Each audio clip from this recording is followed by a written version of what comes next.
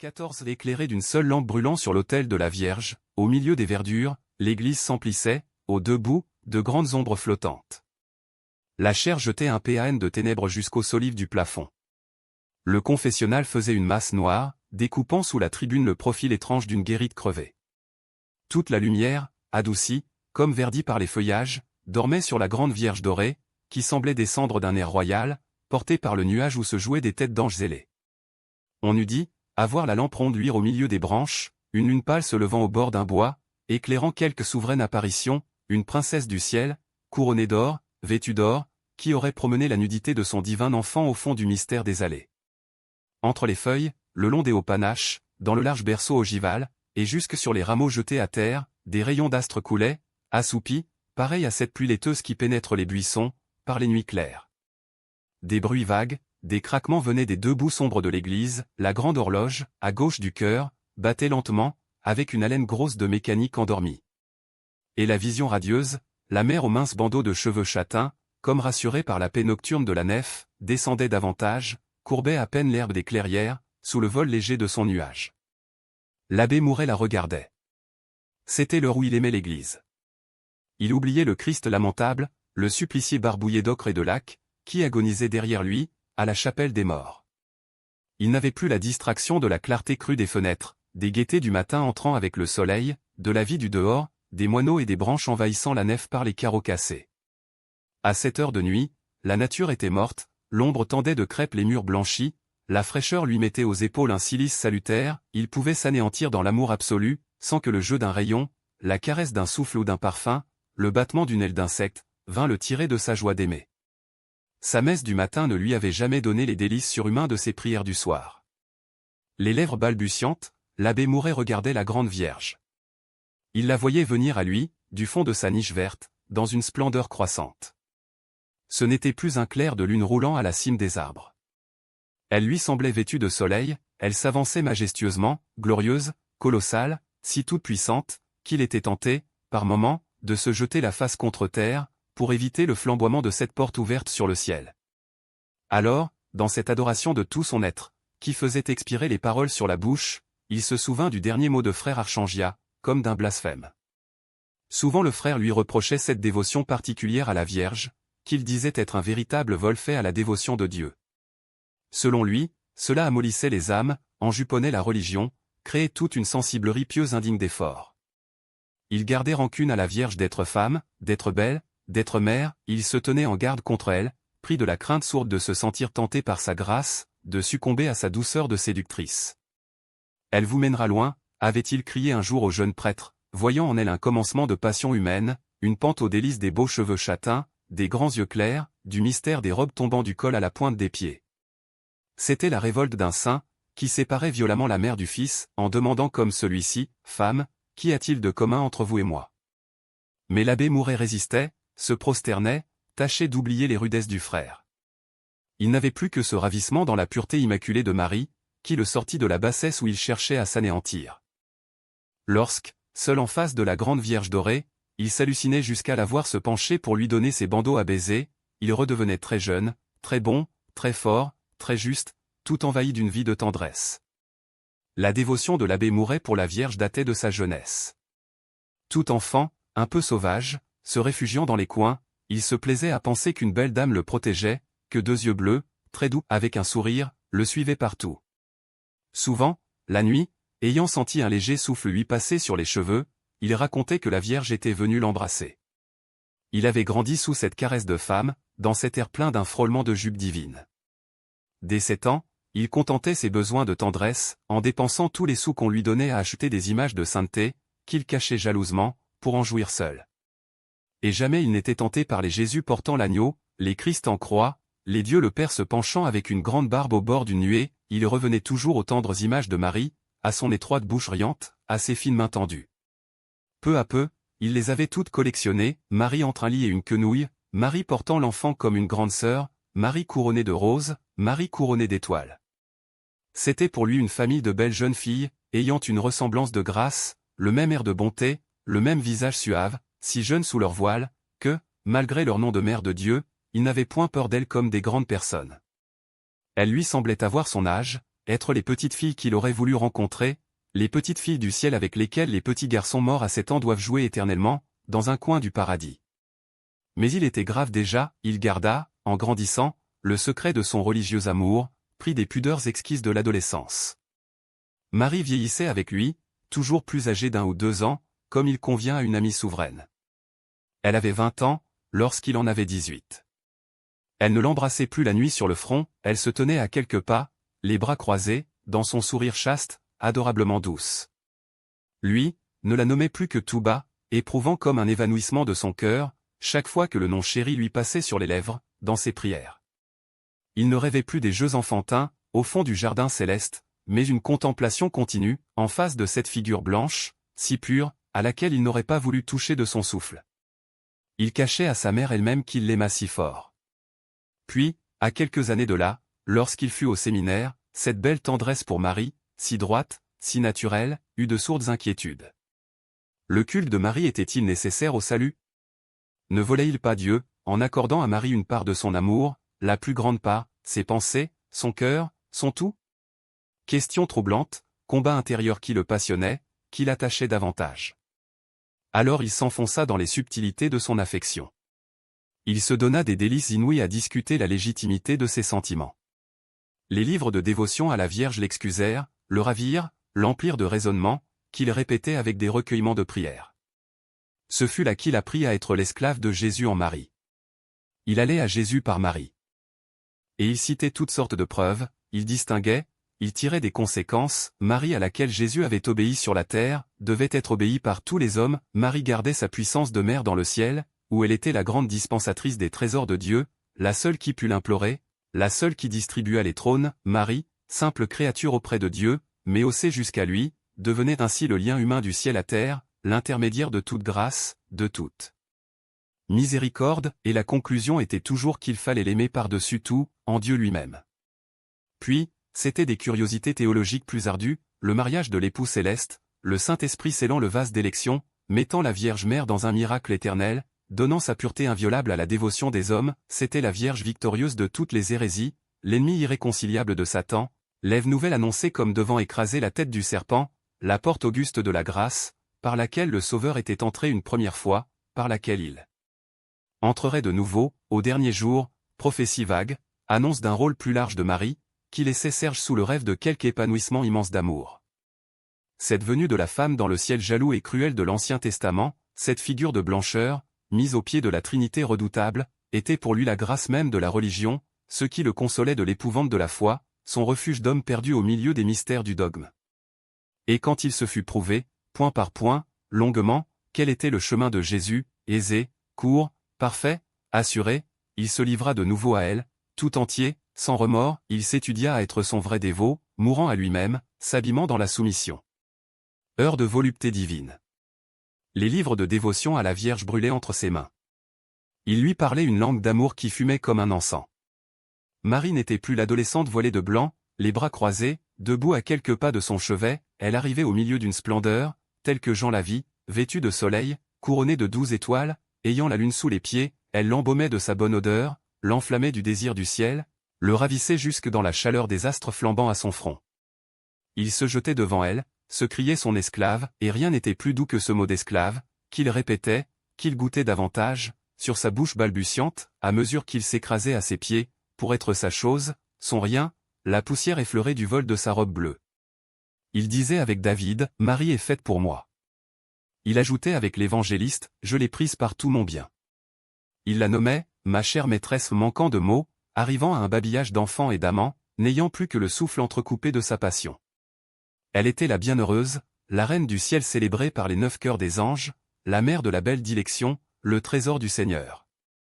Les images vives s'étalaient, la comparaient à un paradis terrestre, fait d'une terre vierge, avec des parterres de fleurs vertueuses, des prairies vertes d'espérance, des tours imprenables de force, des maisons charmantes de confiance.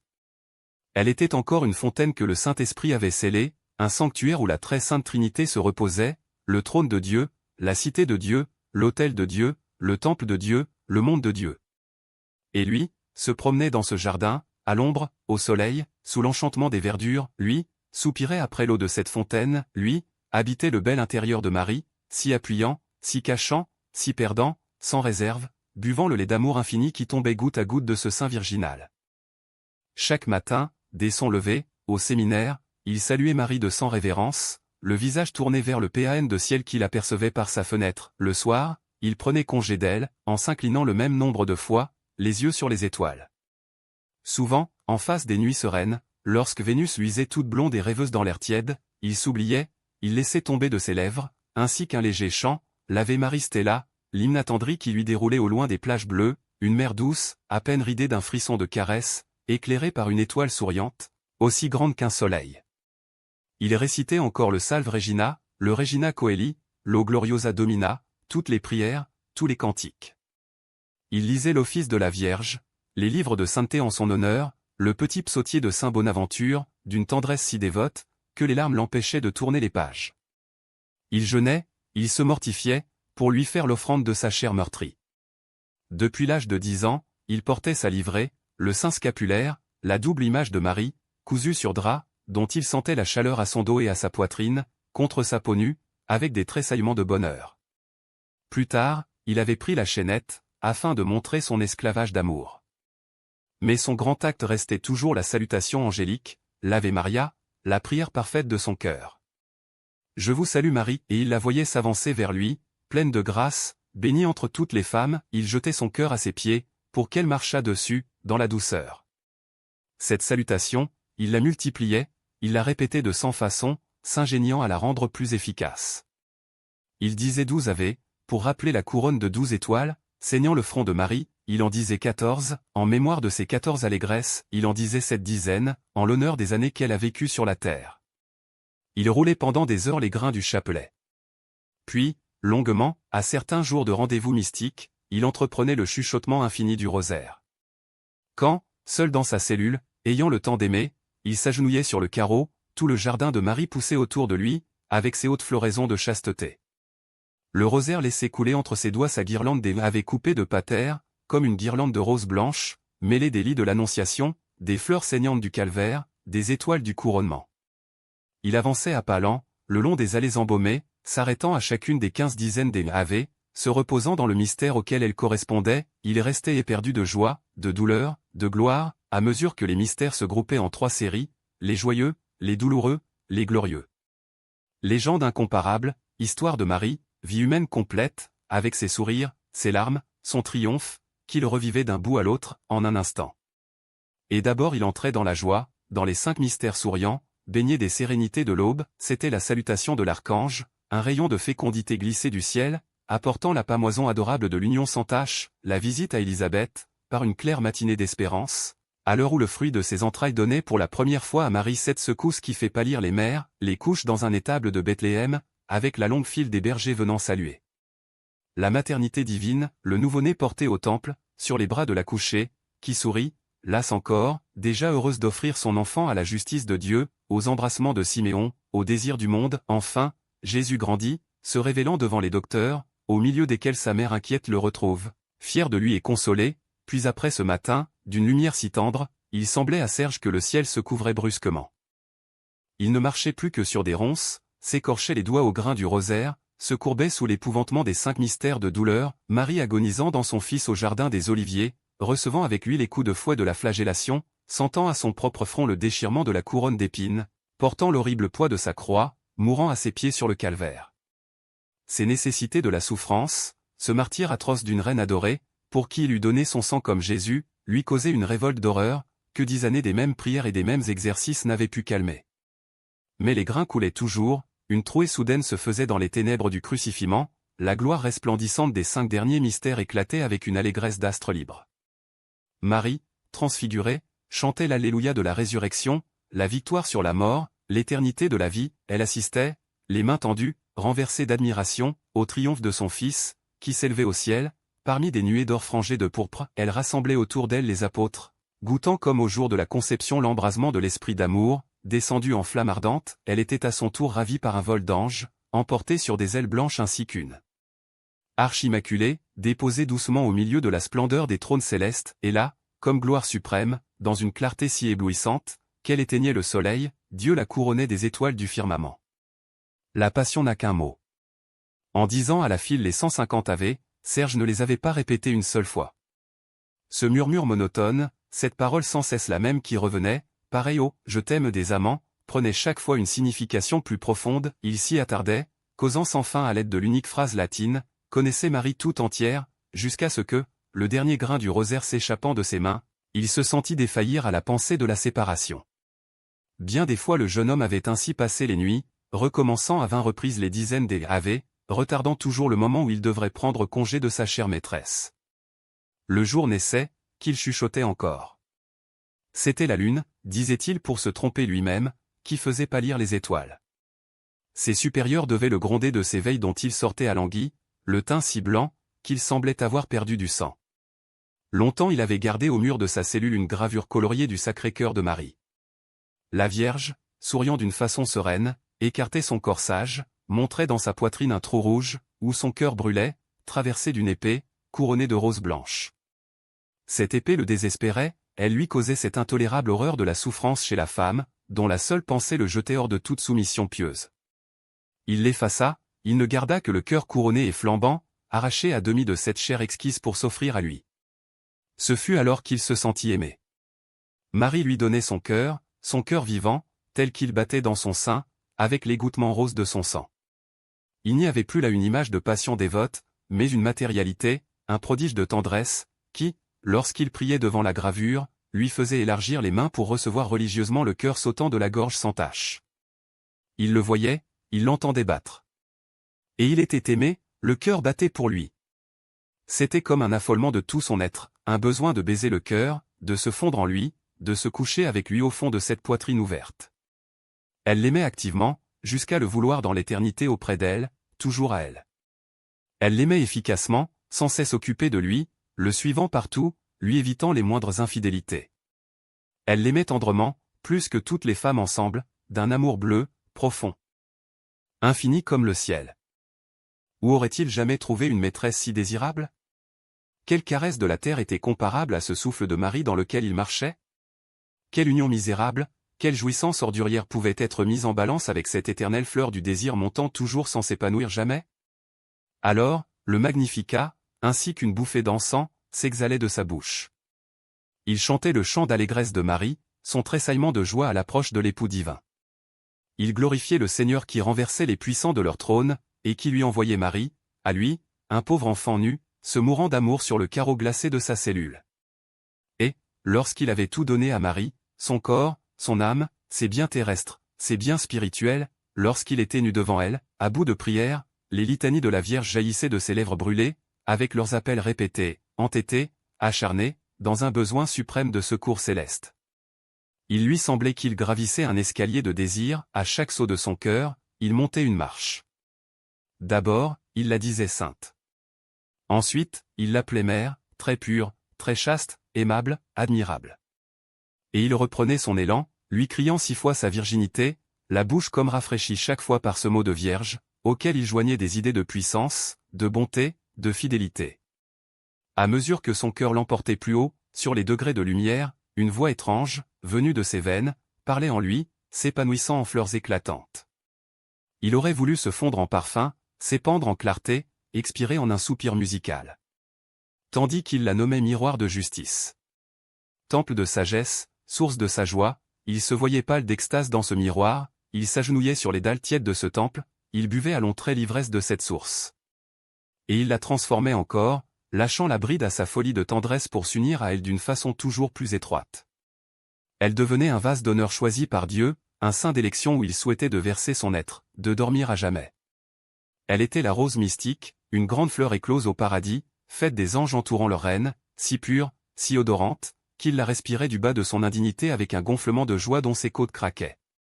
Elle se changeait en maison d'or, en tour de David, en tour d'ivoire, d'une richesse inappréciable, d'une pureté jalousée des cygnes, d'une taille haute, forte, ronde, à laquelle il aurait voulu faire de ses bras tendus une ceinture de soumission.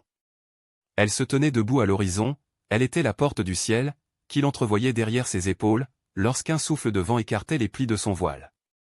Elle grandissait derrière la montagne, à l'heure où la nuit pâlit, étoile du matin, secours des voyageurs égarés, aube d'amour. Puis, à cette hauteur, manquant d'haleine, non rassasie encore, mais les mots trahissant les forces de son cœur, il ne pouvait plus que la glorifier du titre de reine qu'il lui jetait 9 fois comme 9 coups d'encensoir. Son cantique se mourait d'allégresse dans ses cris du triomphe final, reine des vierges, reine de tous les saints, reine conçue sans péché. Elle toujours plus haut, resplendissait. Lui, sur la dernière marche, la marche que les familiers de Marie atteignent seuls, restait là un instant, pâmé au milieu de l'air subtil qui l'étourdissait, encore trop loin pour baiser le bord de la robe bleue, se sentant déjà rouler, avec l'éternel désir de remonter, de tenter cette jouissance surhumaine. Que de fois les litanies de la Vierge, récitées en commun, dans la chapelle, avaient ainsi laissé le jeune homme, les genoux cassés, la tête vide, comme après une grande chute. Depuis sa sortie du séminaire, l'abbé Mouret avait appris à aimer la Vierge davantage encore. Il lui vouait ce culte passionné où frère Archangia flairait des odeurs d'hérésie.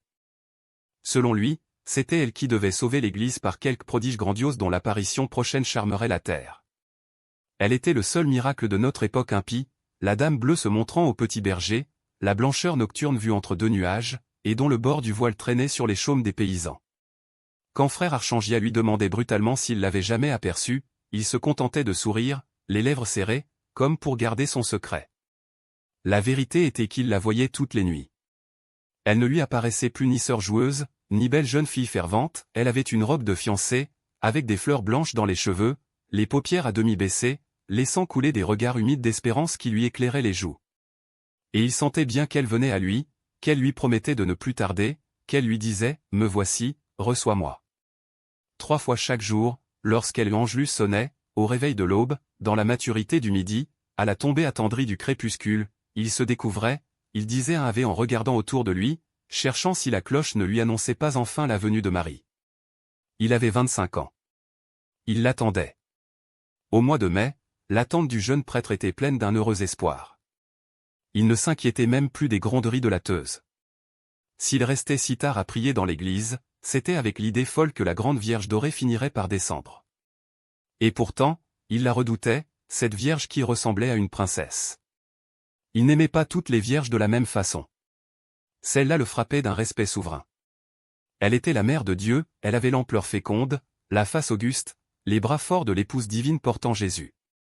Il se la figurait ainsi au milieu de la cour céleste, laissant traîner parmi les étoiles la queue de son manteau royal, trop haute pour lui, si puissante, qu'il tomberait en poudre, si elle daignait abaisser les yeux sur les siens.